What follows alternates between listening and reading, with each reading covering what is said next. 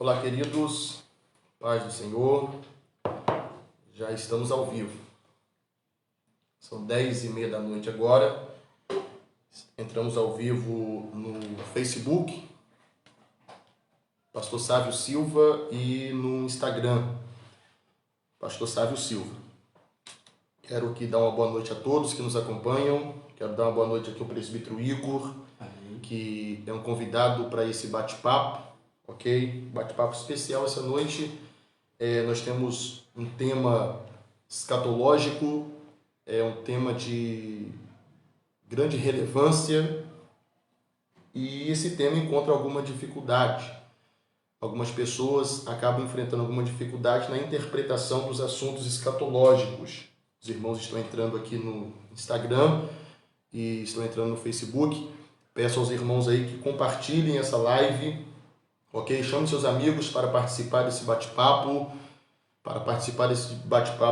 escatológico.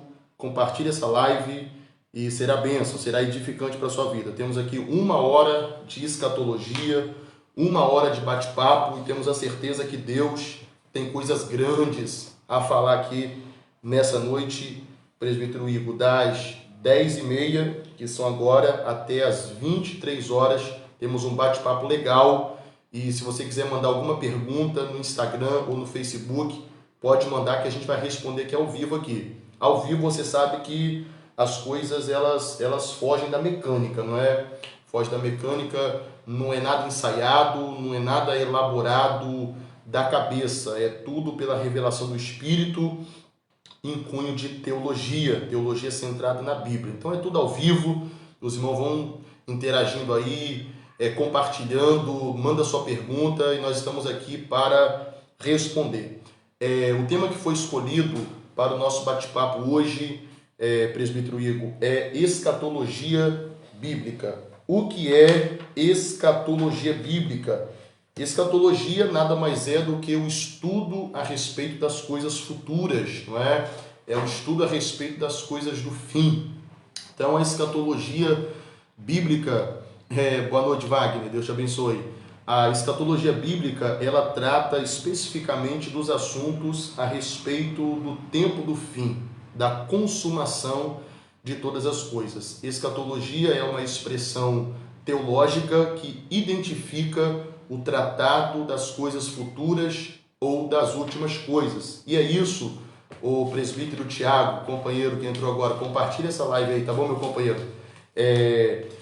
Assunto das coisas futuras. Dentro do campo da escatologia, nós temos vários assuntos, ok? Vários assuntos. E o assunto que foi escolhido para nós estarmos aqui dialogando com vocês é arrebatamento. Por que arrebatamento foi escolhido? Porque dentre os muitos assuntos, Igor, da escatologia, nós temos muitas coisas, não é? Muitas coisas, grande tribulação, anticristo, milênio, juízo final, boda de cordeiro, enfim, cada assunto seguindo a sua linha, ok, de raciocínio e a sua linha também profética. Cada assunto tem o seu espaço. Só que a chave que abre a porta da escatologia, a chave que abre a porta, Evangelista Silvestre, meu companheiro, a chave que abre a porta da escatologia é arrebatamento. O arrebatamento, ele abre a porta da escatologia. E quando eu falo de arrebatamento, eu preciso ressaltar aqui que a Bíblia, ela fala de muitas promessas, não é? O presbítero Igor, muitas promessas. A Bíblia, você que é um jovem obreiro, um jovem pregador, e quero até apresentar aqui o senhor para os nossos companheiros, o presbítero Igor, ele é o meu assessor particular no sentido de agenda. As minhas agendas hoje, elas estão nas mãos do presbítero Igor, que está fazendo as minhas agendas, respondendo mensagens, os telefonemas, no sentido de marcação de agenda. E o presbítero Igor, a Bíblia, ela fala de muitas promessas, né? Muitas promessas. Dentre as muitas promessas da Bíblia, 3 promessas se destacam, ou pelo menos 3 grandes promessas. A primeira grande promessa que se destaca na Bíblia é a vinda de Jesus Cristo, não é? A vinda de Cristo, é a vinda do Messias.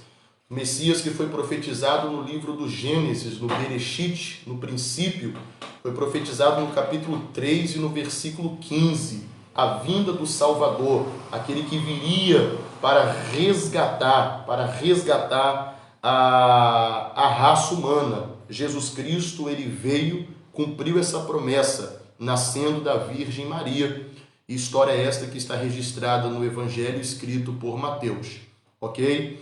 E a segunda grande promessa que a Bíblia ela nos revela é a vinda do Espírito Santo. O Espírito Santo de Deus, ele viria à terra, e a promessa ela foi feita por Deus no livro do profeta Joel, no capítulo de número 2 e versículo 28, que o Espírito do Senhor seria derramado sobre toda a carne. Esta promessa da efusão, da vinda, do derramamento do Espírito Santo foi devidamente cumprido, presbítero Igor, no livro de Atos dos Apóstolos, capítulo de número 2. No dia do Pentecostes, o Espírito Santo de Deus desceu sobre a face da terra, batizando 120 irmãos que estavam aguardando a promessa oriunda dos lábios do nosso Senhor Jesus Cristo. A terceira grande promessa vista na Bíblia é a promessa do arrebatamento, ok? Então a primeira é a vinda de Cristo em carne para morrer por nós, para nos salvar dos pecados, para libertar o homem, para salvar o homem do cativeiro do pecado. A segunda grande promessa é o derramamento do Espírito Santo. E a terceira grande promessa é o arrebatamento da igreja. O arrebatamento da igreja é algo muito forte, algo que nós esperamos, algo que o nosso coração, Tiago, espera ansiosamente, não é? Ansiosamente. Alguém poderia perguntar, pastor Sávio, o senhor sabe quando será o arrebatamento? Como será o arrebatamento? Quando será? A pergunta que ela não quer calar dentro dos estudos, dentro da igreja, é a respeito da hora, do dia do arrebatamento. Muitas pessoas fazem essa pergunta, não é?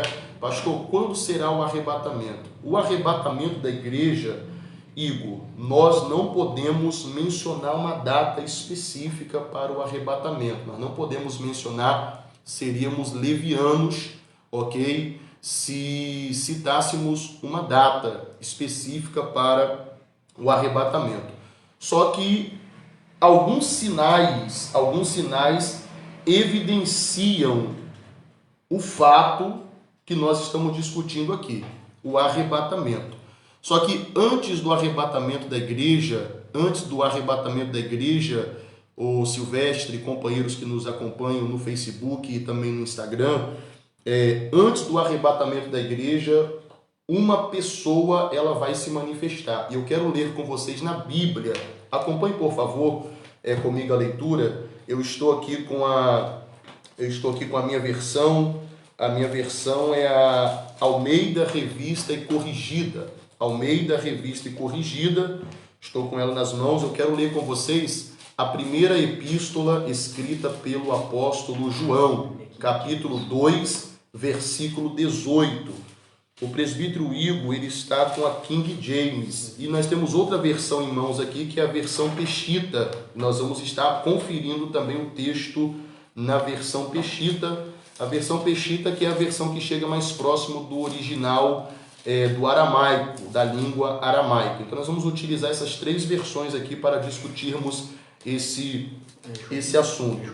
Epístola de João, primeira epístola. Se você quiser acompanhar da sua casa ou escrever aí no caderno, no papel, fique à vontade também para conferir o texto.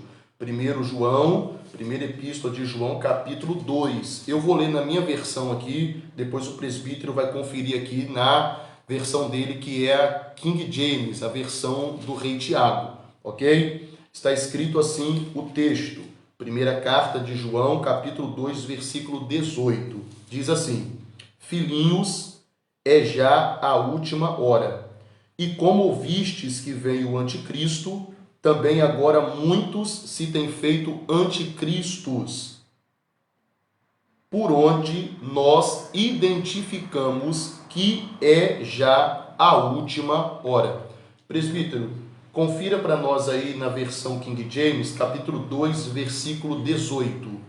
Filhinhos, é a última hora, e como vós ouvistes que o anticristo há de vir, e mesmo agora há muitos anticristos, por isso sabemos que é a última hora. Confiramos na versão Peshitta, que está aqui à minha frente. Filhos meus, é o tempo final. E assim como vós escutastes que o falso ungido vem, assim agora há muitos falsos ungidos. E por isto conhecemos que é o tempo final. O anticristo da nossa versão, na Peshitta, é chamado de falso ungido, que é aquele que virá para usurpar o lugar de Cristo, ok? Então, a versão difere um pouco na manifestação, na expressão da palavra, mas quer dizer a mesma coisa. Então, vamos dar uma atenção especial a essa manifestação. Presbítero Igor, acompanhe a leitura na minha versão. Ok. Guarde a King James aí por um momento. Acompanhe na minha versão. Nós vamos aqui identificar a pessoa do anticristo. Porque muitas pessoas falam por aí mais ou menos assim, presbítero Igor, que antes do arrebatamento, um grande avivamento virá sobre a face da terra.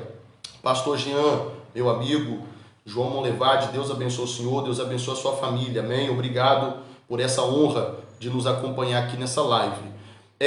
Muitos dizem que antes do arrebatamento haverá um grande avivamento. Só que a Bíblia contraria essa ideia. A Bíblia não menciona a vinda de um grande avivamento. A Bíblia anuncia a vinda de uma grande apostasia. Ok, Igor? A Bíblia anuncia a vinda de uma grande apostasia. Essas palavras foram ditas pelo grande apóstolo dos gentios, o apóstolo São Paulo. Ele disse em Colossenses capítulo 2 que viria esta apostasia. Escrevendo ao seu pupilo, seu discípulo Timóteo, ele também se referiu a esta apostasia. Então nós estamos diante de um cenário caótico que está sendo montado, um panorama que está sendo montado para a vinda de Cristo. Mas antes da vinda de Cristo, o anticristo surgirá. Então vamos identificar a pessoa do anticristo, que causa tanto medo em algumas pessoas. A pessoa do anticristo, Wagner, ela causa muito medo em algumas pessoas. Então vamos apontar na Bíblia quem é o anticristo, quem é essa criatura, quem é este homem, sob qual poder o anticristo estará operando sobre a face da terra. Vamos conferir algumas características bíblicas do anticristo. Amém, Marilza? Deus te abençoe. Presbítero Igor, localize a carta de Paulo aos crentes colossenses, por favor. A carta de Paulo aos crentes colossenses, por gentileza. Ok? Vamos conferir aqui algumas características. A Bíblia chama o anticristo, ok? De algumas coisas. Vamos conferir na Bíblia. Enquanto o Igor está localizando aqui, quero aqui deixar uma saudação de paz a todos os nossos companheiros que estão aqui nos acompanhando aqui no Instagram. Deus abençoe todos vocês, varoas, varões, homens e mulheres de Deus. E os nossos companheiros ali do Facebook, Deus abençoe. O presbítero Igor está com a leitura da palavra aqui agora. Presbítero Igor, localize o capítulo 2, o versículo 3. O versículo 3. Capítulo 2, versículo 3. Espera aí um pouquinho. Colossenses, deixa o texto de Colossenses 2 por enquanto, vamos apelar para ele depois. Vamos apelar para 2 Tessalonicenses, vamos apelar para ele. Eu vou apelar para Peshitta também, que é um texto que aproxima muito daquilo que nós estamos querendo repassar aqui. Ok? Por favor. Capítulo de número 2, versículo de número 3, por gentileza. Ninguém de maneira alguma vos engane, porque não será assim sem que antes venha a apostasia E se Espera aí um pouquinho, ele fez menção da apostasia, a qual eu acabei de citar há pouco. E se manifesta o homem do pecado. Primeira característica do anticristo, biblicamente falando, não é invencionice, não é jargão de pregador, não é invencionice de um pastor local. É Bíblia, ok? É Bíblia. Primeira característica do anticristo, ele é chamado de homem do pecado. Homem do pecado. Vê se encontra outra aí, no mesmo versículo. Prossegue a leitura. E o filho da perdição. Segunda característica. Primeira, ele é filho do pecado. Segundo, ele é filho da perdição. Prossiga. O qual se opõe e se levanta contra tudo o que se chama Deus. Opa, para o texto. Primeiro, filho do pecado. Segundo, filho da perdição. Terceiro, opositor declarado de Deus. Ele é opositor declarado de Deus. Prossiga. Que se chama, se levanta contra tudo que se chama Deus ou se adora. Presta atenção. Quarta característica. Primeiro, ele é filho do pecado, filho da perdição, opositor declarado de Deus e opositor de todo ritual de adoração. Então ele é contra, Igor, a adoração. Ele será, melhor dizendo, contra a adoração, contra os adoradores. Ele será contra o culto. Essa é uma grande verdade. Ele será contra o culto, presbítero Leomir. O anticristo será contra o culto. Vamos prosseguir no capítulo de número 2, no versículo de número 8. Versículo 8. Leia o versículo 8. Meu pastor, isso, 2:8. Então será revelado o iníquo. Opa, mais uma, segura o texto. Então será revelado o iníquo. Mais um, mentor da iniquidade, criador da iniquidade, o praticante da iniquidade. Prossiga. Da iniquidade. O iníquo. A quem o Senhor desfará pelo assopro da sua boca e aniquilará pelo resplendor da sua vinda. Muito bem. Anúncio de aniquilamento do anticristo. Mas volte no versículo 4, por favor. Capítulo 2, versículo 4. Por favor, leia para nós. A qual se opõe e se levanta contra tudo o que se chama Deus ou se adora, de sorte que se assentará como Deus no templo de Deus, querendo parecer Deus. Obrigado.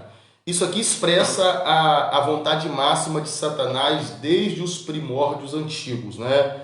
A vontade, o desejo, Igor, o desejo de se parecer Deus, o desejo de querer ser Deus, semelhante a Deus. Então perceba que essa vontade ela vai se manifestar também no anticristo, porque o anticristo nada mais é do que um fantoche de Satanás, um fantoche de Satanás. E nisso é revelada a vontade do diabo há muitos milênios, a saber, desde que o mesmo foi criado. Isso por quê? Porque desde o princípio a vontade de Satanás foi ser Deus, semelhante, parecido, usurpar o lugar de Deus. Confira o texto de Isaías 14. Acompanhe na sua Bíblia, por favor, ok? Acompanhe todas as referências, todos os versículos desse maná que está sendo passado aqui. Isaías 14, versículo 14. Revela a vontade de Satanás nesse texto, por favor. Subirei acima das mais altas nuvens e serei semelhante ao Altíssimo.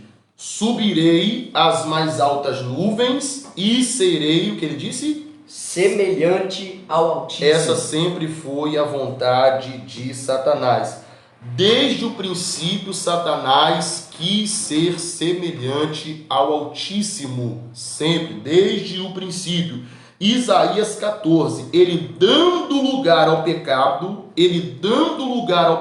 que originou-se no seu interior, Ele dando ocasião e lugar ao pecado que se originou no seu interior, ele disse: eu subirei.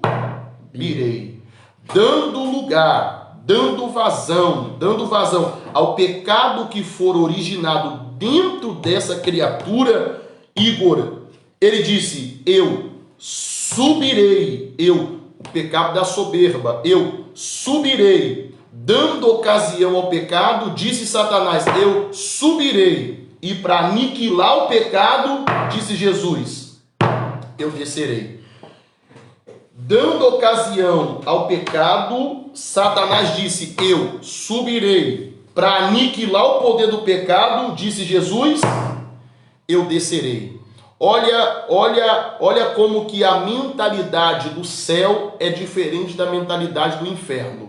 Dando lugar ao pecado, Satanás disse: eu subirei, dando ocasião ao pecado. E para aniquilar o poder do pecado, disse Jesus: eu descerei. Então, o anticristo, ele se manifesta dessa maneira. Porque Satanás disse: subirei. Satanás subiu e Deus o derrubou. O Filho de Deus desceu e Deus o exaltou. Então, assim, são paralelos importantes a serem aqui ressaltados também nessa live. Mas vamos prosseguir. Pergunta: por que o anticristo não se manifesta ainda? Por que o anticristo não se manifesta ainda? Pegue de novo a segunda carta de Paulo aos Tessalonicenses, por favor. Pegue de novo, vamos ler mais um texto. Pastor, manda no zap esta passagem fazendo o favor do anticristo. Sim. Daqui a pouquinho, meu companheiro, estarei passando para o senhor no zap, tá bom? 2 Tessalonicenses, capítulo 2. 2 Tessalonicenses, vamos devagar, o Igor, porque os irmãos estão acompanhando também ali, alguns estão acompanhando a Bíblia, e isso é importante. Capítulo 2, versículo de número 7, deixa eu conferir, versículo 7, por quê? A pergunta que fica é qual? Quando que o anticristo vai aparecer e por que ele ainda não se manifestou? Vamos primeiro esclarecer o porquê do anticristo ainda não ter se manifestado. Leia o texto, versículo 7. 2, verso 7? 2, 7. De Tessalonicenses. Isso, 2, 7. Porque já o mistério da injustiça opera. Somente há um que agora resiste até que do meio seja tirado. Ok. Aí prossegue, vai. Então será revelado o iníquo. Espera aí, então o iníquo só vai ser revelado quando este que o retém for tirado. Quem é este que detém a manifestação assombrosa e catastrófica do anticristo? É o Espírito Santo e a igreja. O Espírito Santo e a igreja detêm a manifestação pavorosa do anticristo. Então, enquanto a igreja estiver na terra, sob o poder do Espírito Santo, o anticristo ele não pode aparecer. Depois que a igreja for arrebatada, presbítero Igor, depois que a igreja for arrebatada, aí sim, você pegou. Aí sim será revelado o iníquo. Perceba que o iníquo só será revelado depois que este poder for retirado da terra. Que poder é esse? Depois que a igreja ser arrebatada. Isso cabe até um glória a Deus dos nossos companheiros aí que estão nos acompanhando. Cabe um glória a Deus, paz, varô. Cabe um glória a Deus. Sabe por quê? Porque o anticristo só vai ser revelado quando a igreja for arrebatada. O anticristo, ele só vai se revelar quando a igreja de Cristo for arrebatada para a glória eterna. Amém? Então, o anticristo, ele ainda não pode aparecer. Ok? Está pegando, presbítero Igor? Interessante, meu pastor, que Jesus disse que nós somos o sal da terra e a luz do mundo. Enquanto estivermos sendo o tempero para essa terra e a luz deste mundo, o anticristo não pode vir Você pegou a mensagem. Sim. Você pegou a mensagem. Enquanto Saulo estiver por aqui, temperando a terra, Deus não destruiu essa terra ainda por causa de nós. Por causa de nós. A igreja. Sobretudo quando a mesma for arrebatada, conduzida pelo Espírito Santo ao noivo que virá nos ares, aí sim o anticristo terá carta branca para estar operando sobre a face da terra. Só que o texto disse que o ministério da injustiça já está operando. Esse ministério da injustiça que está operando são os anticristos de 1 João, capítulo 2, versículo 18. Porque antes da manifestação do anticristo, no singular, já tem a manifestação dos anticristos, que está no plural. Estes anticristos é o ministério da injustiça que Paulo está falando aqui aos Tessalonicenses. Então, o ministério do anticristo, Igor, já está em atividade.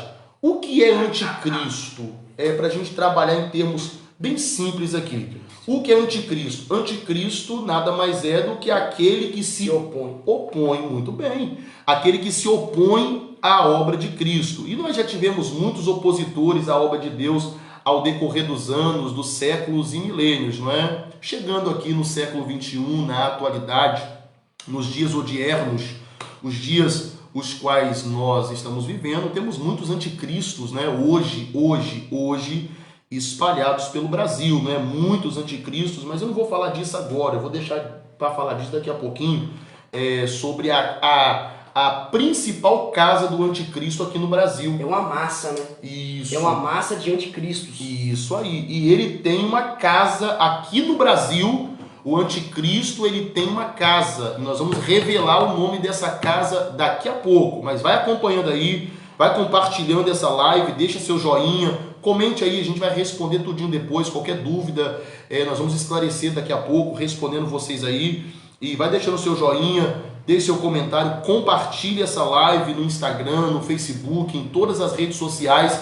E vamos atingir o maior número possível de pessoas com esse esclarecimento sobre o arrebatamento. Ô presbítero, alguém poderia pensar, pastor, como saber o dia e a hora do arrebatamento? Estou sentindo a presença de Deus aqui nessa palavra. Não é uma pregação, é apenas um esclarecimento, mas eu estou sentindo aqui dentro o Espírito Santo queimando. E se Ele quiser nos tomar, nós vamos dar lugar para Ele aqui. Meu Deus. Mas vamos prosseguir. Como saber o dia do arrebatamento e a hora? Teologicamente falando, não temos nenhum tipo de apontamento, não podemos fazer cálculos, né? Até porque o próprio Senhor Jesus falou que daquele dia e hora ninguém sabe. Então, assim, não somos aqui loucos o suficiente de taxar uma data. A gente não pode fazer isso, até porque a Bíblia não nos permite fazer isso. Só que Jesus, Igor, quando pregou o sermão escatológico em Mateus 24, Jesus falou de alguns sinais que aconteceria sobre a face da terra. E estes sinais serviriam para elucidar os fatos. Que fatos são estes? O arrebatamento, a vinda de Cristo, né? A parousia, a manifestação gloriosa do Senhor. E que sinais são estes? Em Mateus 24, Jesus falou que teríamos alguns sinais. E o primeiro sinal seria o sinal na natureza, Igor. Meu Deus. Sinal na natureza. E qual seria esse sinal? Como seria? O sistema natural seria abalado. Em qual sentido? Terremotos em vários lugares, secas em vários lugares, pestes em decorrência da desobediência humana. E hoje em dia não é nenhuma novidade o que nós estamos percebendo no nosso sistema natural, não é verdade? Tempestades e mais tempestades, secas e mais secas, grandes tsunamis que têm devastado costas inteiras, principalmente em uma das regiões que mais são atingidas, não é? atualmente a gente tem estudos a respeito disso, a região da Oceania, onde o povo sofre, o povo haitiano e das costas marítimas tem sofrido os enormes tsunamis, tem devastado ilhas inteiras e levando milhares e milhares de pessoas a óbito todos os dias. E o que falar do nosso país aqui do Brasil? Chuvas fortes, tempestades, tem destruído famílias, casas, levando vidas e mais vidas ao luto eterno. E o que dizer dos grandes terremotos, não é verdade? Os grandes terremotos que têm atingido toda a Terra, não é? Até mesmo nos lugares onde não ocorre o fenômeno do choque das placas tectônicas. Hoje a Terra ela está tremendo e virou, Igor, um verdadeiro caos, não é? Um verdadeiro caos. Terremotos, tremores de terra têm devastado cidades e matado muita gente. E além dos sinais naturais, os sinais na natureza, o Senhor Jesus também, em Mateus 24, falou que haveria sinais na política. Os sinais na política haveriam em que sentido, né? Ele disse que os governos se levantariam contra governos, nação contra nação e reino contra reino.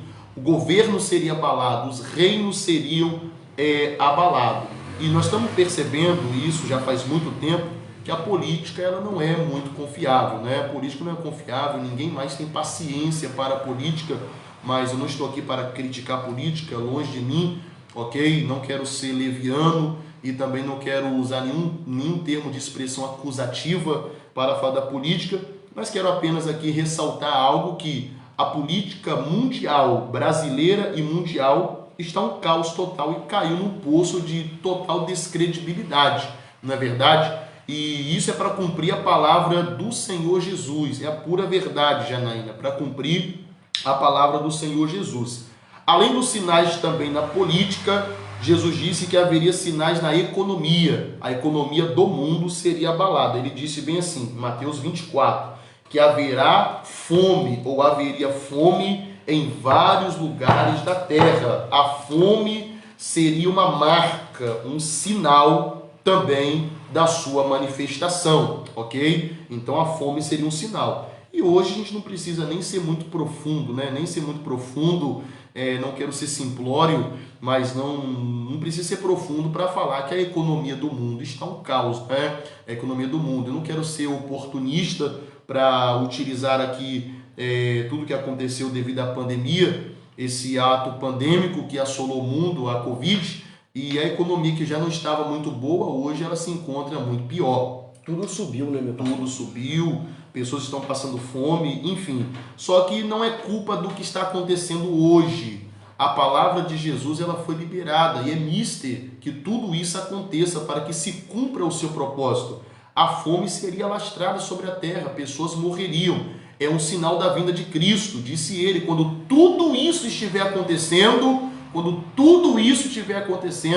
ficai-vos apercebido, porque o fim está próximo.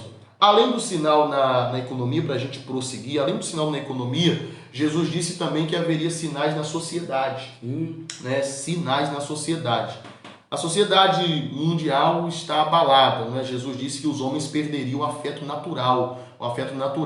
Disse Jesus que os homens iriam se odiar uns aos outros, né? Matando o pai, matando o filho, filho matando o pai. Total perda de amor fraternal. Os homens perderiam o total sentimento uns para com os outros. E é isso que a gente vê hoje. Violência e mais violência na sociedade. A sociedade ela já não é mais confiável. Essa é uma grande verdade. A sociedade ela já não é mais confiável.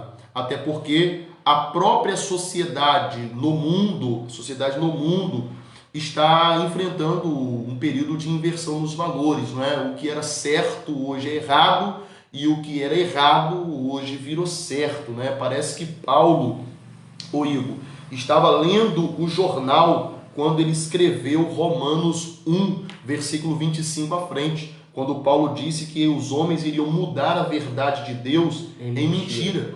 E por causa disso, Deus iria entregá-los às paixões mundanas, no sentido de fazer os homens alcançar a justiça pelas suas próprias forças e pelas suas próprias paixões. Porque os homens iriam se inflamar, homem com homem, no sentido de ser contrário à natureza, deixando o uso natural da mulher. Ele estava falando de homossexualismo.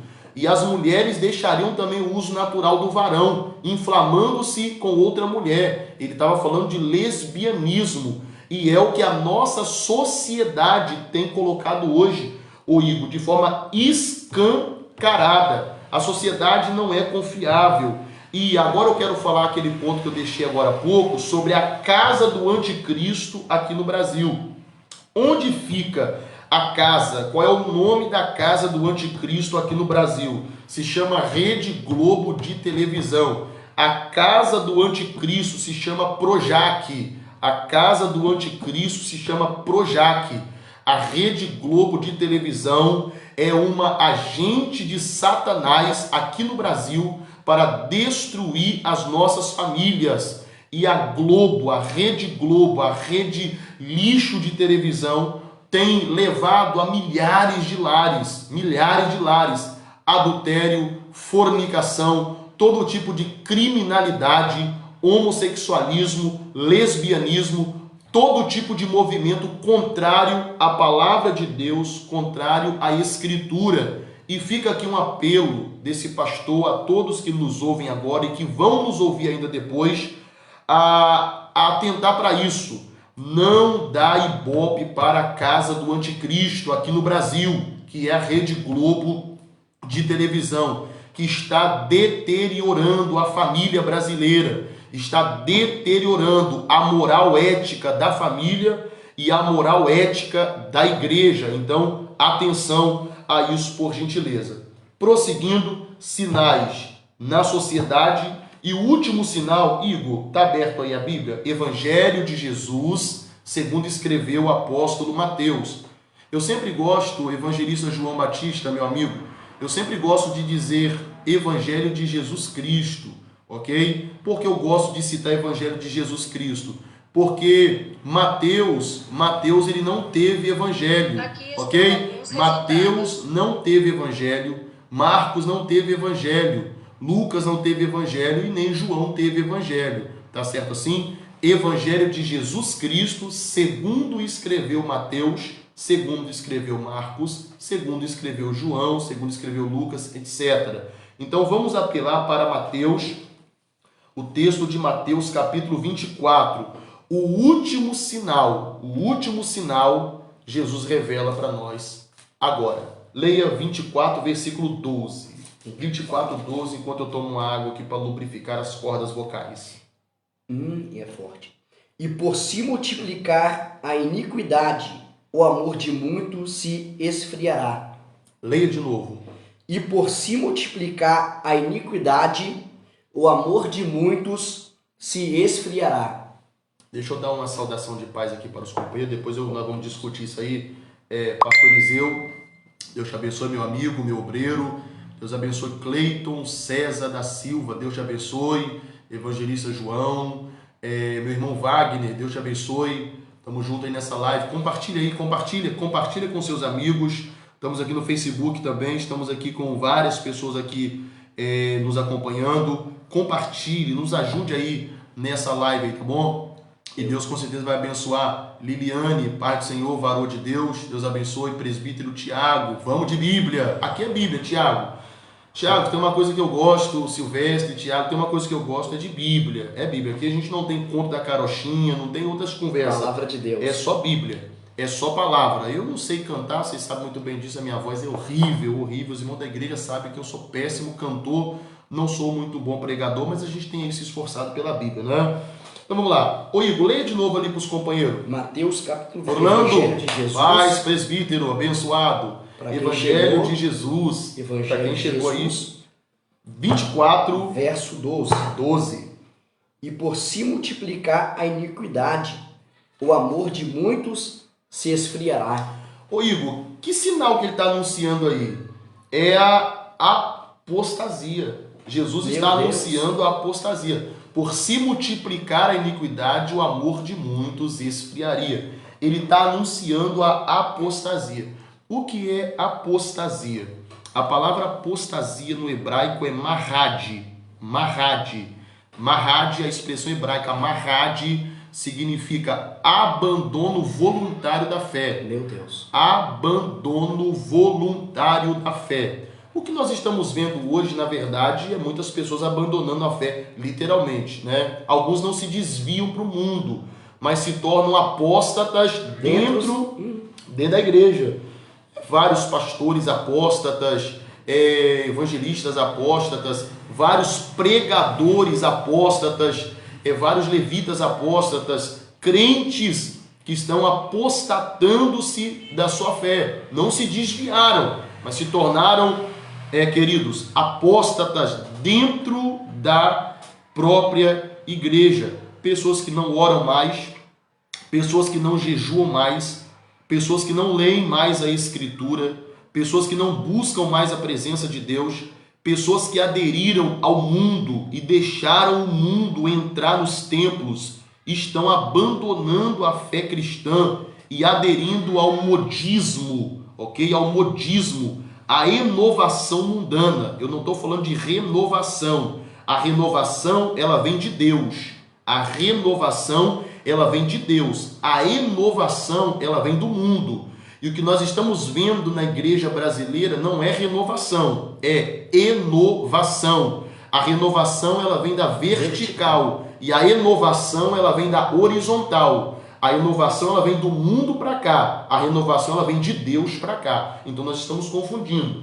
Ok? Presbítero Igor. Então, a apostasia foi o último sinal que Jesus deixou claro. Então, quando estes sinais estiverem se manifestando, qual é o nosso propósito? É olhar para cima, porque de cima vem o nosso socorro. Você está conseguindo pegar, presbítero Igor? Nós vamos entrar agora nos negócios aqui. Meu pastor, eu vou usar uma expressão que eu gosto aqui, uns assuntos também, está no negócio aqui esquisito. Esquisito. Muito. É esquisito, se você não tiver com atenção, tu não vai pegar. Então, assim, fica ligado aí. Mas, ô Igor, você está conseguindo entender? Eu tenho poucos minutos para a gente finalizar aqui, mas eu quero que você me explique. Está conseguindo pegar? Eu estou conseguindo pegar. Mas o interessante aqui, então,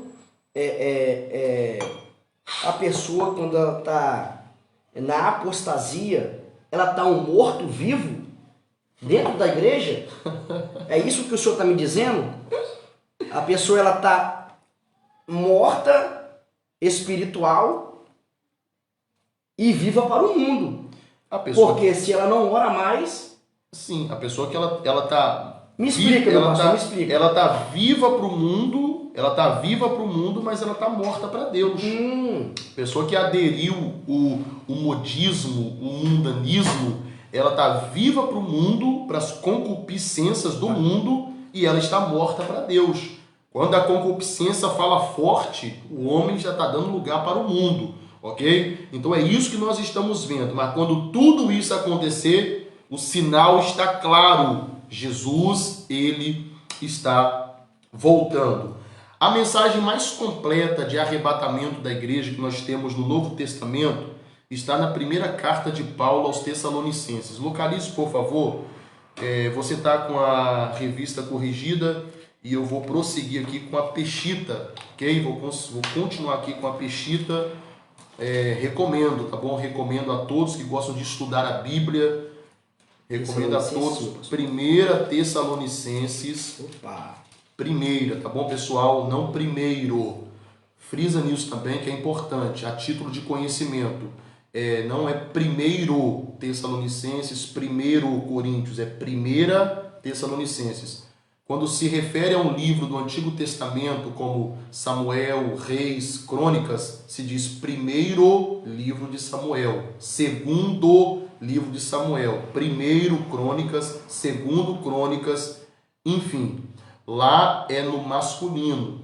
No Novo Testamento, ao falar das epístolas, feminino. Primeira carta, primeira epístola. Perfeito? Então vamos apelar para a primeira epístola escrita aos Tessalonicenses.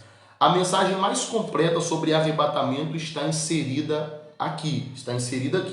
Antes de lermos, Igor, eu quero falar com os irmãos que o arrebatamento da igreja, eu vou explicar o que é a palavra arrebatamento aqui, mas o arrebatamento da igreja será, primeiro, pegue isso aí, o arrebatamento será, primeiro, repentino, Segundo, será para os santos. E terceiro, será um momento festivo. O arrebatamento será, primeiro, repentino. O que é repentino? Rápido. Rápido. O arrebatamento será rápido. Num piscar de olhos. Num piscar. Fração de segundos. Milésimos de segundo. O arrebatamento será repentino. De maneira que não vai dar tempo de se despedir da mamãe. Não vai dar tempo de se despedir do papai. Não vai dar tempo de se despedir do irmão. Não vai dar tempo de fazer conserto, de pedir perdão de pecado. Quem tem que se consertar, se conserte Agora. hoje. Quem tem que pedir perdão de pecado, peça agora. Quem tem que liberar um abraço, libere agora. Quem tem que se consertar com a igreja, com a família, se conserte agora. Porque no ato do arrebatamento será tão rápido que não vai dar tempo de fazer nada. Não vai dar tempo. Repentino expressa rapidez. Mais rápido do que a velocidade da luz. Segundo, o arrebatamento será para os santos. Eu gosto, o Igor, gosto. Josiane, Deus te abençoe. Nossa irmã Reine também está conosco aqui, nossa secretária, Deus te abençoe. Anderson, Deus seja louvado pela sua vida. A vocês eu digo que o arrebatamento será para os santos. Por que eu digo isso para os santos e não para os crentes, não é? Para os crentes, eu digo para os santos. Porque todo santo é um crente, mas nem todo crente é um santo, ok? Deixa isso claro. Todo santo é um crente, porque crê, mas nem todo crente que crê é um santo. Então pode deixar isso bem claro, Igor, porque não são os crentes que vão ser arrebatados, são os santos, não é? São os santos. Pastor, pessoal de qual igreja que vai ser arrebatado? Assembleia, etc, etc. Não quero me limitar a falar aqui de denominações, citei a que nós fazemos parte, mas existem milhares de outras. Não são denominações que serão arrebatadas, ok, pessoal? Não são denominações. Quem será arrebatado? O texto, os santos. Os santos serão arrebatados. E terceiro, Igor, será um momento festivo. Será um momento festivo. Será um momento festivo. Festa para a igreja triunfante, pavor para a igreja que ficou. Ok? Então será um momento de muita festa. Um momento de muita festa. E eu estou aguardando esse dia. E eu também. Estou aguardando esse dia de festa. Separou o texto?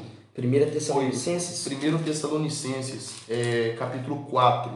A maior alegria do cristão é saber que Cristo está voltando. A maior alegria do cristão é saber que Cristo está voltando. Glória a Deus. Lembrando da pregação que o amado pregou lá em Itaipava, quando eu estava pastoreando a congregação Vida Abundante. Pastor Ezequias, Deus foi glorificado naquela oportunidade. Segundo Crônicas, capítulo 7, né? A dedicação do templo, a glória de Deus derramou-se naquele dia sobre nós. Maravilha. Pai do Senhor Ana, Pai do Senhor, pastora Nilzete, Deus abençoe. O presbítero Igor estava com a gente lá, pastor Cleito, naquele dia. Foi forte. Esperamos em breve rever o Senhor, tá bom? Mas vamos prosseguir no texto. Antes de lermos, eu preciso falar para os irmãos estão entrando, muita gente entrando aqui agora, é bom que todos entrem. Compartilhe para a gente essa live aí. O arrebatamento é uma bênção de Deus, E, Igor, existem 2 requisitos para fazer parte do arrebatamento. 2 requisitos para se fazer parte. Importantíssimo. Marque aí com o seu telefone aqui esse texto. Vá na Epístola aos Hebreus. Existem 2 requisitos para se fazer parte do arrebatamento. Glória a Deus, bênção, amém. Amém, assistindo com a sua mãe. Deus abençoe. Pastora Nilzete, um forte abraço, amém. Um forte abraço. Deus abençoe. Só vitória, bênção. Os irmãos aí do Instagram, do Facebook, compartilhe pra gente essa live aí, amém? Compartilhe aí, deixe seu joinha, vai compartilhando e vai ser bênção. Agradeço a você que está nos acompanhando aí, já estamos caminhando para o final, temos apenas aí uma pérola para liberar, ok? Estamos falando do arrebatamento. Hebreus 12. Hebreus 12. Vocês que estão com a Bíblia, por favor, acompanhem também. Hebreus 12. Dois requisitos para se fazer parte do arrebatamento. Hebreus capítulo 12. Epístola que foi escrita aos crentes hebreus. Capítulo de número 12. Versículo 14. Leia para nós, presbítero Igor. Segui a paz com todos e a santificação, sem a qual ninguém verá o Senhor. Dois requisitos.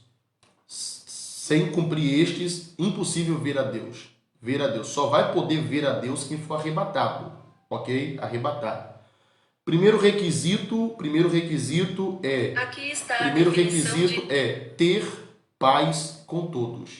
Primeiro, ter paz com todos. Não é ter paz apenas com um grupo de pessoas específicas, é ter paz com todos. Primeiro requisito. Essa paz é shalom. Shalom é paz em tempo de guerra. Está sendo atribulado, está sendo perseguido, está sendo injuriado, está sendo desmotivado por alguém, está sendo desprezado, pisado, julgado, caluniado, retalhado, achincalhado, não importa. Paz em tempos de guerra. Shalom para você. E que você entenda esse propósito. Shalom, paz em tempo de guerra. Paz com todos, independentemente da circunstância. Paz com todos. E o segundo é santificação. A santificação é importante também nesse contexto, porque a santificação que ele está dizendo aqui se refere a ser santo em toda a maneira de viver. Santo em toda a maneira de viver. Agiasmos. Santo em toda a maneira de viver. Santo em casa, santo na igreja, santo na rua, santo no trabalho, santo na escola, santo com os amigos, santo em toda a maneira de viver. Santo no falar, santo no ouvir, santo no ver, santo no pensar, santo no sentir, santo no vestir, santo no andar, santo no comportar-se perante as pessoas. Essa é a santidade que a Bíblia está apresentando. Então é paz com todos e santificação. Diante disso, nós temos que abrir mão daquela velha máxima usada pelos crentes, né? Que alguns crentes utilizam, né? O meu santo não bateu com o santo dele e o meu sangue não bateu com o santo dela. Isso tem que ser neutralizado, né? Porque se o santo que eu sirvo é Jesus, ele tem que bater com o seu. Porque se o seu santo é Jesus e o meu por que não bate? Tem que bater. Se o sangue espiritual que corre nas minhas veias é o sangue do Cordeiro e na sua veia corre o sangue do mesmo, esse sangue tem que bater. Tem que ter compatibilidade. Se não tiver compatibilidade, realmente alguma coisa estranha está acontecendo, alguma coisa muito esquisita está acontecendo. Mas o sangue que corre nas minhas veias e o sangue que corre nas suas veias, o sangue espiritual é o sangue do Cordeiro de Deus que tira o pecado do mundo, ok? Então é só vitória. Paz com todos e santificação. Vamos lá. Apele para o texto de Tessalonicenses, o presbítero Igor, por favor, que nós precisamos terminar essa live. Os irmãos estão até agora com a gente, vai para 1 hora já com essa live. É uma bênção, né? É uma bênção. Vamos lá. Leia o texto, por favor. Leia o texto, por favor. O pessoal está entrando no Instagram, que maravilha. Deus abençoe vocês. Sejam bem-vindos, pessoal. Compartilhe aí, amém? Compartilhe. Leia o capítulo 4, Igor. Capítulo 4, versículo 16 e 17. Por gentileza. Porque o mesmo Senhor descerá do céu com alarido. Opa. E com voz de arcanjo. Pega aí, Tiago. Que benção. E com a trombeta de Deus. E os que morreram em Cristo ressuscitarão primeiro. Meu Deus. Depois, glória. Nós, os que ficarmos vivos, seremos arrebatados, juntamente com eles nas nuvens, a encontrar o Senhor nos ares. E assim estaremos sempre com o Senhor. Maravilha. Ana, paz, compartilha aí a live, hein? Compartilha. Entra com a gente compartilhando aí, tá bom? A mensagem mais completa que temos é isso aí, do arrebatamento da igreja. Vamos discutir isso aqui para a gente finalizar. Temos aqui 5 minutos. Não sai daí não, compartilha, porque isso aqui é importante. A expressão arrebatamento no grego é harpazo. A palavra arrebatamento, a expressão arrebatamento no grego é harpazo, no grego. No latim, a expressão latim clássico, a expressão arrebatamento é raptus, raptus. No latim medieval, arrebatamento é raptura, raptura. No francês mais antigo, a expressão arrebatamento significa rapture, rapture. Então nós temos, Igor, o grego harpazo, o latim clássico raptus, o latim medieval raptura e o francês mais antigo rapture. Isso é arrebatamento, não se assusta não. Isso é arrebatamento. O que é arrebatamento, pastor e Carlos? O que é arrebatamento? Rapto, sequestro, tomada à força. O que Paulo está querendo dizer, Igor, é que a igreja será retirada de forma repentina com muita força. Meu Deus. É o rapto, é o sequestro, é a tomada relâmpago da igreja, tomada rápida da igreja de Cristo, a noiva do Cordeiro. É o rapto, a vinda iminente de Cristo para tomar a sua noiva e levá-la, a sua noiva, ao céu de glória. Mas vamos debulhar essa espiga, vamos?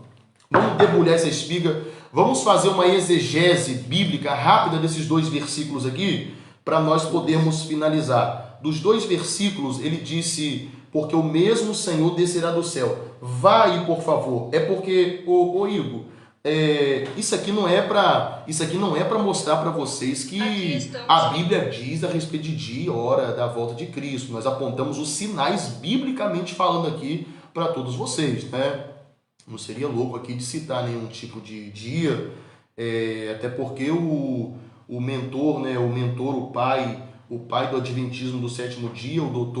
William Guilherme Miller, né, que ficou conhecidíssimo como William Miller, ele citou datas, né, do advento do Messias. Ele foi frustrado, né, na sua matemática profética, ele foi frustrado. Ele disse que no ano de 1818, ele profetizou nessa data, no ano de 1818, que em 1834, no dia 21 de março de 1834, Jesus viria. Ele profetizou isso. Só que ele se frustrou, porque no dia 21 de março de 1834, Jesus não veio, ok? E ele se retratou e disse que tinha errado um ano. E disse que Jesus voltaria no dia 21 de março do próximo ano. Chegou no dia 21 de março do próximo ano, Jesus não havia voltado, Jesus não veio. Ele foi e citou que errou a sua conta e deu uma data, dia 22 de outubro do mesmo ano. Ou seja, ele citou, Igor, 3 datas da volta de Cristo, Dr. William, e ele falhou. Falhou por quê? Porque o próprio Jesus havia dito em Mateus 24:36, a respeito daquele dia e hora, ninguém sabe, nem o Filho do Homem, nem os anjos, mas unicamente o Pai. É claro que quando Jesus falou que não sabia a respeito do dia e hora, ele falou como homem, né? Não havia morrido e ressuscitado. Hoje Jesus, ele sabe, obviamente, o dia e a hora, porque o mesmo declarou, é-me dado todo o poder nos céus e também na terra. Mas vamos lá, vamos discutir isso aqui rapidinho para a gente finalizar com os nossos companheiros aqui. É muito forte, glória, é só vitória. Acompanhe aí, compartilhe. Vamos lá, Igor, leia para nós, por favor, versículo de número 16, Tessalonicenses. Pega a Bíblia, acompanhe na Bíblia também. Eu quero que você confira a Bíblia para você perceber que realmente o arrebatamento é coisa séria e está por acontecer a qualquer momento. Oxalá, quem dera se fosse hoje. Quem dera se fosse hoje. Mas vamos seguir. Leia, por favor. Para quem chegou, capítulo 4 de 1 Tessalonicenses, verso 16. Leia bem devagar. porque o mesmo Senhor, Porque o mesmo Senhor. Que Senhor que Paulo está dizendo aqui? É o Senhor Jesus. Porque no contexto ele estava falando de Jesus.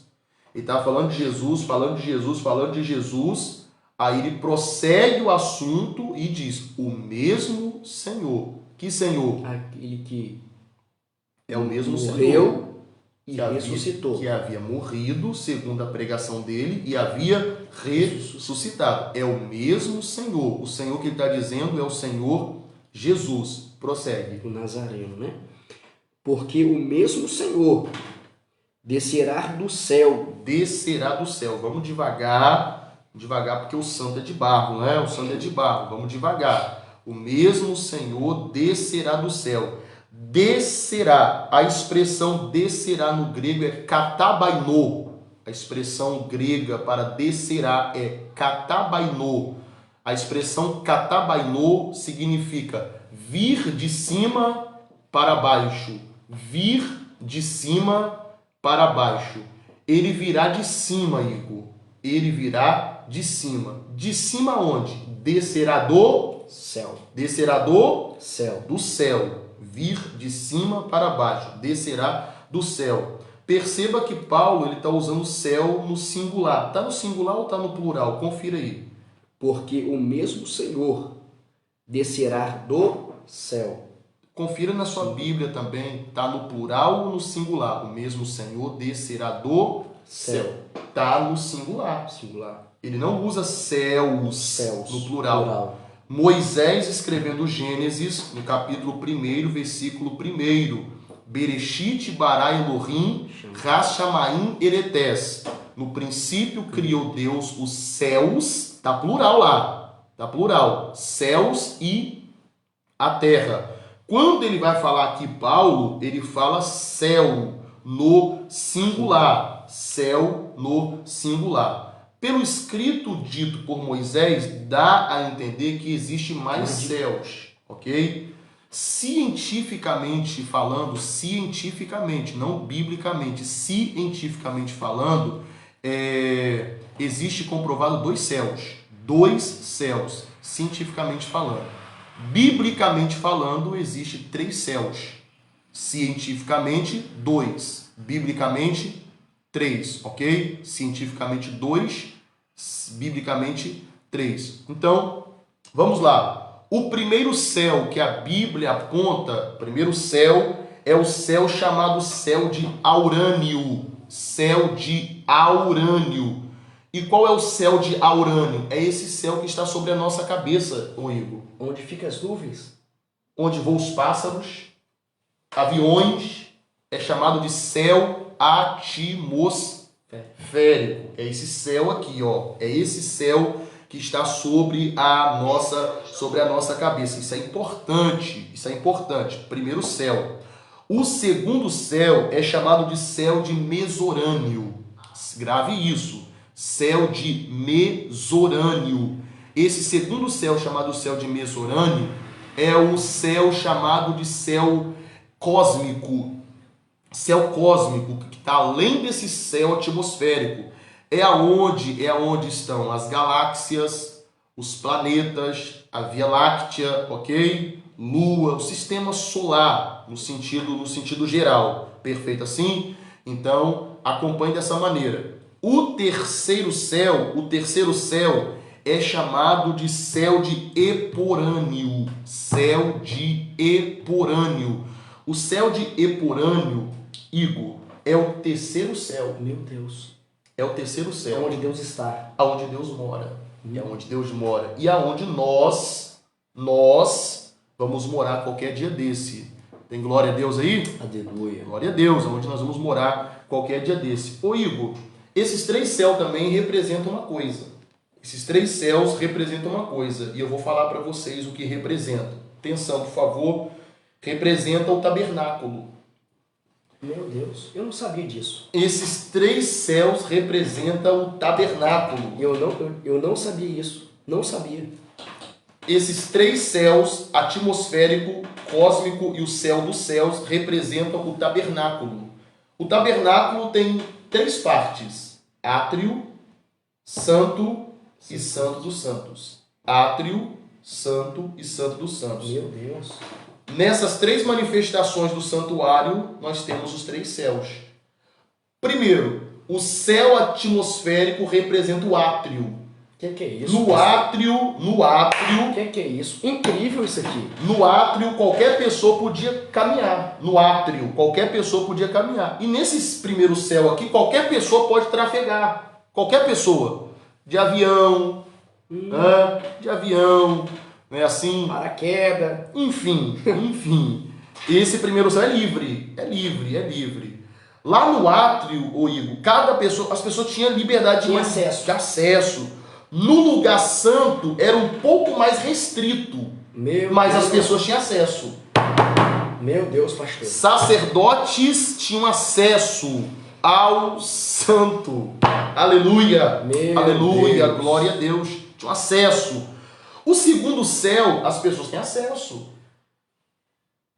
Eles vão de foguete, né? Já foi cientificamente provado que o homem foi à lua. Meu Deus. Traduzindo, o céu cósmico é um céu também trafegável. É um céu trafegável. É o átrio. Além do átrio, é o lugar santo. É o lugar santo. Poucas pessoas têm acesso, mas não deixam de ter. O terceiro lugar da casa, missionário Andreolis, companheiro, Deus te abençoe. Obrigado por estar nos honrando aqui, tá bom? O terceiro local da casa era chamado de lugar santo dos santos ou santíssimo. Só o sumo sacerdote entrava uma única vez por ano. Representa o terceiro céu. O Yom Kippur era O dia do Yom, o grande dia da expiação, chamado de Yom Kippur. Palavra hebraica para Yom Kippur. Yom, dia, Kippur, expiação. Era o grande dia da expiação. É importante isso aqui porque o terceiro céu representa o santo dos santos. E lá não é qualquer pessoa que tem acesso. Lá não é qualquer pessoa que tem acesso.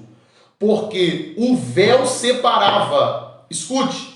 O véu separava o santo do santo dos santos. Vai ter uma notícia para lhe dar. O véu foi rasgado.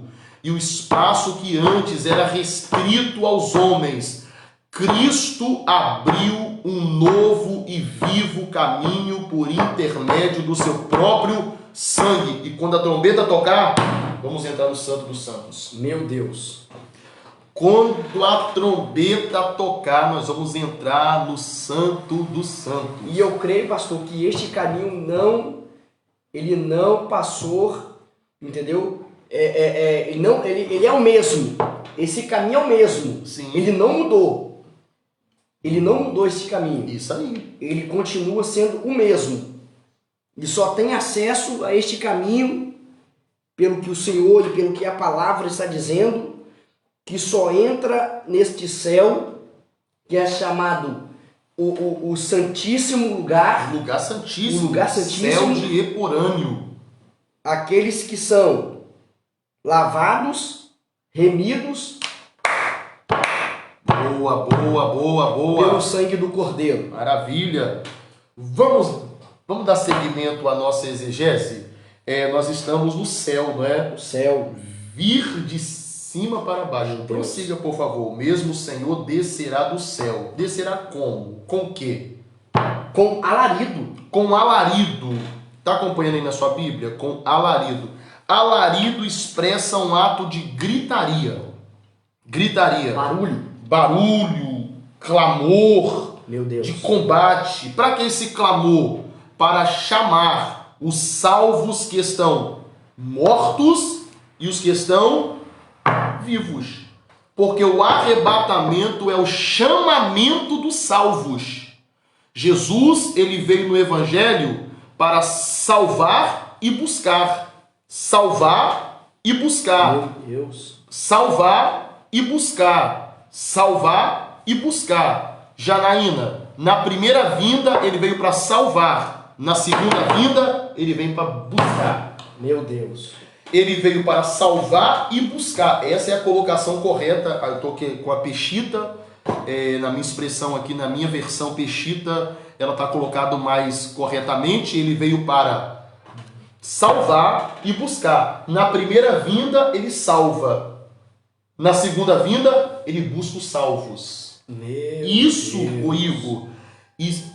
Entendam, pessoal, isso é muito forte. Isso é revelação. Isso é revelação. Isso é muito forte. Jesus, na primeira vinda, ele veio para salvar, e na segunda vinda, arrebatamento, virá para buscar os salvos. Isto, Wagner, é arrebatamento, a busca dos salvos. Mas vamos prosseguir que a gente está finalizando já, tá bom? Poucos minutos, não sai daí não. Meu Deus.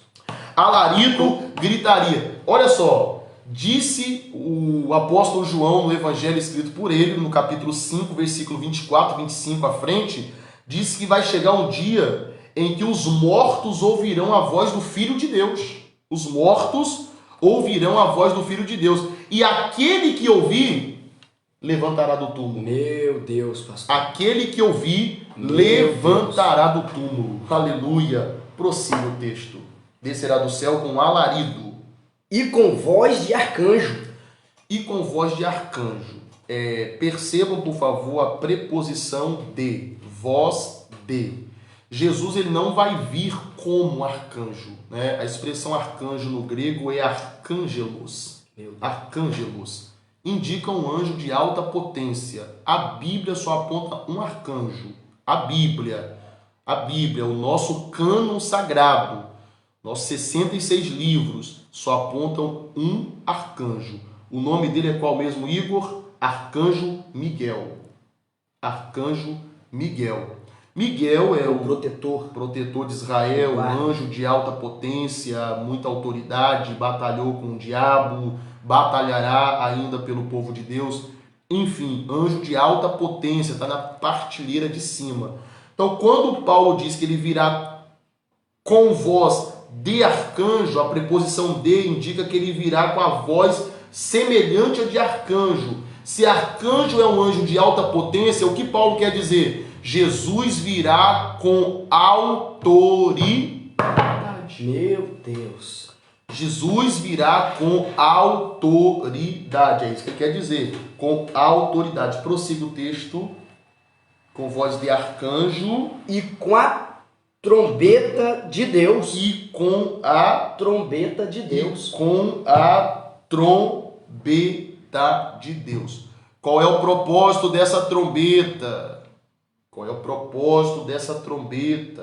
Para que o Rei dos Reis leva uma trombeta? Porque Jesus está com a trombeta. A trombeta sempre esteve na mão de anjos. Meu Deus. Vocês que leem a Bíblia devem ter percebido essa colocação. Trombeta sempre esteve na mão de anjos, né? Só que agora a trombeta está na mão do Mestre, está na mão de Jesus. E por que ele está na mão do Mestre agora? É porque essa trombeta é diferenciada. Essa trombeta é diferenciada. Porque a circunstância exige que Cristo esteja com essa trombeta. Porque o que está para acontecer é algo que não pode ser realizado por nenhum anjo. Qualquer outra tarefa dada pelo Mestre aos anjos para executar, seja para com trombeta ou para com espada, os anjos executavam, enfim. Só que essa missão é missão que não pode ser conferida a anjo. Será inédito. Algo inédito. Meu Deus. Algo novo. É a consumação do projeto. E o Mestre vem com a trombeta de Deus. Para quê? Para fazer o chamamento, a convocação dos seus eleitos. A convocação dos seus eleitos. A trombeta serve para tocar, o chofar, para tocar, para convocar as fileiras do exército de Israel. Então Cristo vai vir com a trombeta para tocar. Tocar para quê? Tocar para quê, meu irmão cristiano? Deus seja louvado por sua vida. Tocar para quê? Para convocação de todos os salvos. Pastor, quem vai ouvir a trombeta? Aleluia! Pastor, quem vai ouvir a trombeta? Os ímpios ouvirão a trombeta? macumbeiro, feiticeiro, alcoólatra, adúltero, fornicador, ouvirão a trombeta, afeminados, ouvirão a trombeta, será, Igor? Alcoólatras, fumadores de cigarro, bebedores de vinho, crentes mentirosos, enganadores, falsificadores da palavra de Deus. Será que eles ouvirão a trombeta, Igor? Obviamente que não. Pastor, quem é que vai ouvir a trombeta? Você. Quem vai ouvir a trombeta? Aleluia. Meu companheiro. Quem vai ouvir a trombeta? O pastor. Quem vai ouvir a trombeta? Os salvos. Os salvos de todo o mundo ouvirão a trombeta. Não estou falando aqui de um grupo específico de pessoas. Pai do Senhor, meu obreiro, evangelista Geso, meu companheiro, membro da Igreja Assembleia de Deus, palavra profética. Deus é contigo nessa madrugada, companheiro. Deus vai te usar com poder e autoridade. Aquela congregação vai tremer com a glória do Senhor nessa noite. Mande um abraço para mim, por gentileza, ao pastor Luciano e aos demais companheiros que ali estarão essa noite. Não poderemos estar ali, mas em espírito estaremos intercedendo pela sua vida e que Deus te use, meu companheiro, como sempre tem usado para a glória do nome do Senhor Jesus. Amém? Prossigamos aqui com o texto. Estávamos aonde? Parei aqui para dar uma trombeta de Deus. A trombeta é para convocação. É a convocação. A trombeta é para convocar os salvos vivos, os alistados e os mortos. Só aqueles que têm um nome no livro. Meu Deus. Que livro? O livro da vida. Só vai ouvir a trombeta quem tem o nome no livro. Quem tem o nome no livro? Aquele que confessou a Jesus como seu único e suficiente Salvador e vive de acordo com os princípios estabelecidos pela Escritura. Estes ouvirão a trombeta. Prossiga. E os que morreram em Cristo ressuscitarão primeiro.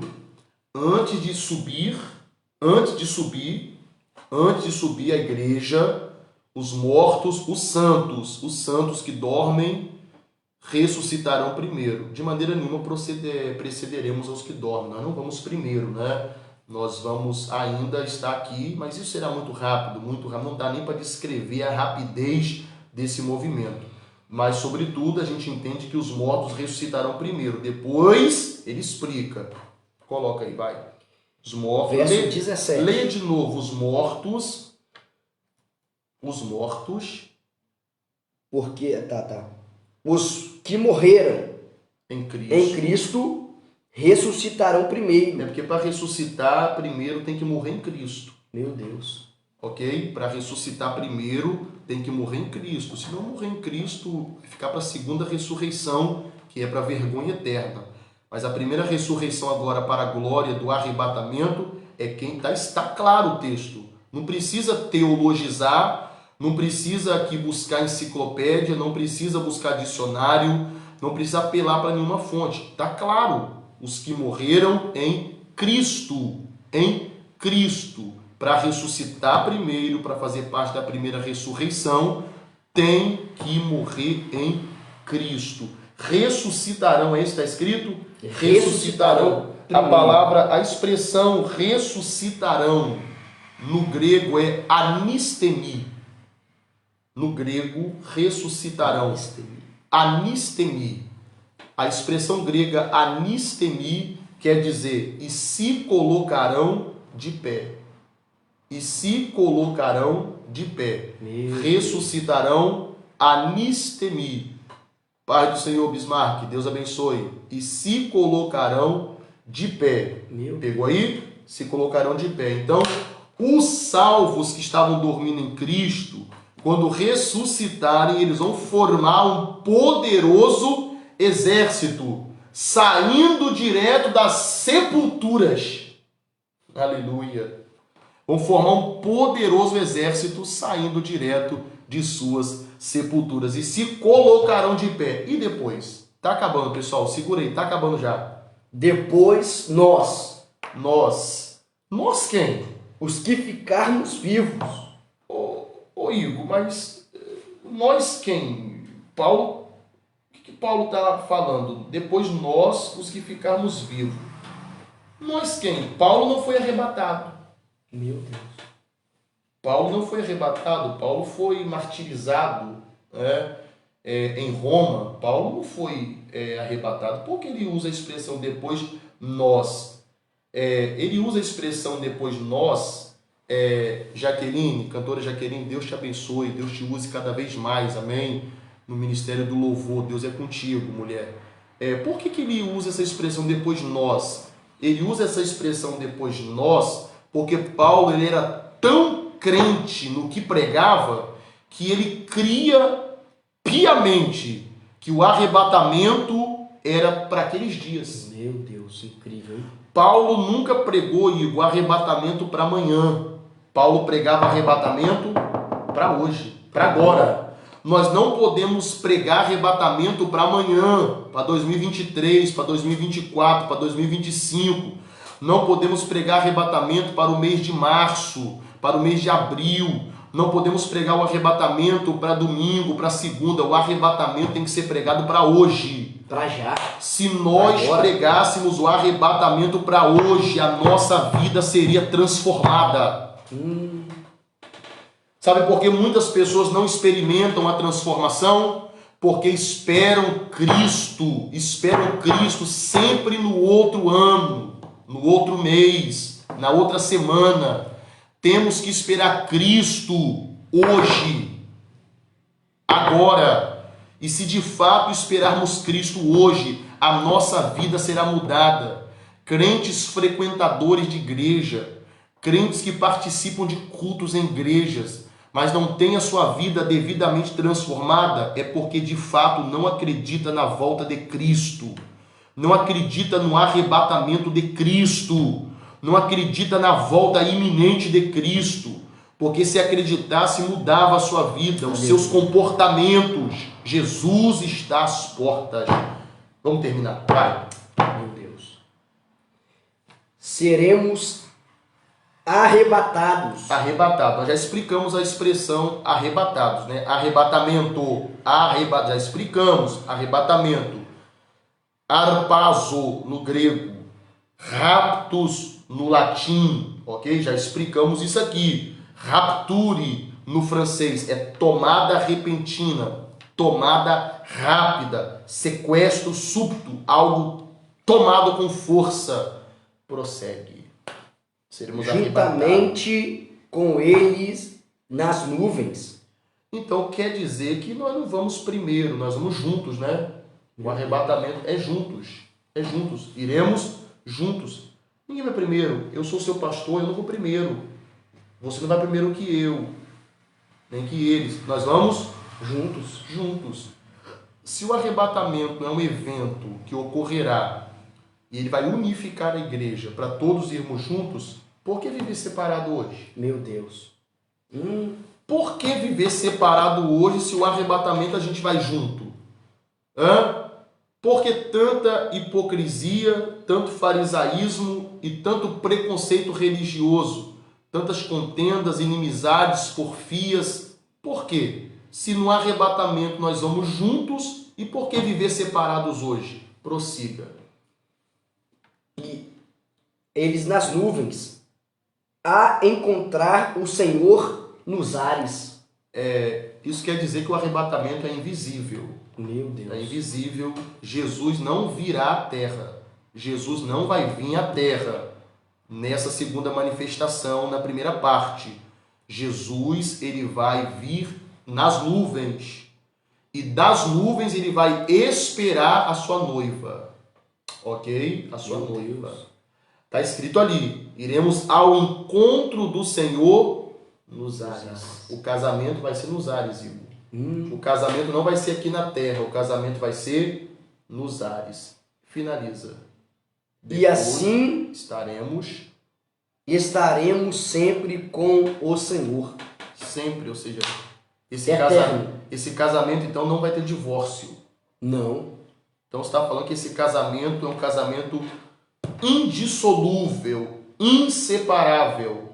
Então quer dizer que o casamento da igreja com Jesus é um casamento à prova de divórcio.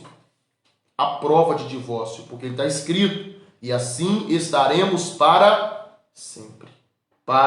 sempre com o Senhor. Finalizamos aqui essa palavra, essa explicação sobre arrebatamento, certo? Terminamos aqui, deixando aqui nossos sinceros agradecimentos a vocês que acompanharam essa live. Passamos alguns minutos, é impossível, as revelações elas vão vindo e é inevitável, não tem como segurar, mas vocês que estiveram até agora conosco, Deus abençoe vocês. Fique com essa verdade máxima da Bíblia: Jesus, ele está voltando, está às portas. Então não se prepare, esteja preparado para quando o noivo vier arrebatar a sua igreja. Nos encontramos ávidos por esse grande momento para participarmos dessa grande festa. Deus abençoe, minha irmã Rosa, Deus abençoe sempre. Obrigado pelo carinho e pelo respeito. Amém? Quero dizer a todos que semana que vem estaremos novamente reunidos em mais uma live. E agora nós vamos falar sobre a grande tribulação. Porque a igreja vai ser arrebatada e aqui na terra acontecerá a grande tribulação. Então, nos aguarde na próxima live. Nós vamos estar anunciando aí nas redes sociais a próxima live escatológica, a grande tribulação. Se prepare, porque com certeza vai ser muito forte. Se você não estiver sentado, se sente, fique firme para você não cair no chão, porque as coisas que estão para acontecer vai assombrar esse mundo. Então, presbítero Igor, nosso encontro está marcado. O dia não foi determinado ainda, se Deus permitir, que seja breve, ok? Se Jesus não voltar até lá, tomara que volte, porque aí a gente foge dessa terra suja e manchada, né? Mas se todavia não acontecer assim, segundo o que nós cremos, se não acontecer agora, estaremos reunidos na próxima live falando sobre a grande tribulação. Não perca, hein? Alguns assuntos polêmicos sobre a grande tribulação, hein? Não perca. Meu Deus. Quem é a besta, quem é o falso profeta, quem é a besta que vem do mar, quem é a besta que vem da terra. Haverá salvação na grande tribulação? O Espírito Santo vai estar aqui trabalhando na grande tribulação ou não? E aí? Então não fique de fora. Acompanhe a próxima live e Deus vai abençoar vocês. Amém? Deixo aqui a paz do Senhor. Que a bênção de Deus esteja sobre a sua família, sobre a sua casa, sobre a sua igreja. Que você seja ricamente abençoado pela palavra de Deus. O principal propósito dessa live escatológica é esclarecimento sobre o arrebatamento. E você percebeu aí na live, nos ensinamentos, que não dá para a gente falar a hora, o dia, sermos taxativos, sermos categóricos na afirmação, porque a Bíblia não nos permite. Sobretudo, podemos apontar os sinais, e os sinais foram apontados, Jesus falou. Se Jesus falou, nós podemos também assim levar à frente, ok? Entretanto, não afirmamos uma data, mas afirmamos uma coisa: a vinda de Cristo está muito próxima. Que a graça de Jesus repouse sobre a vida de cada um. Amém. Só vitória. Deus abençoe. Finalizamos por aqui, queridos. Deus abençoe sempre.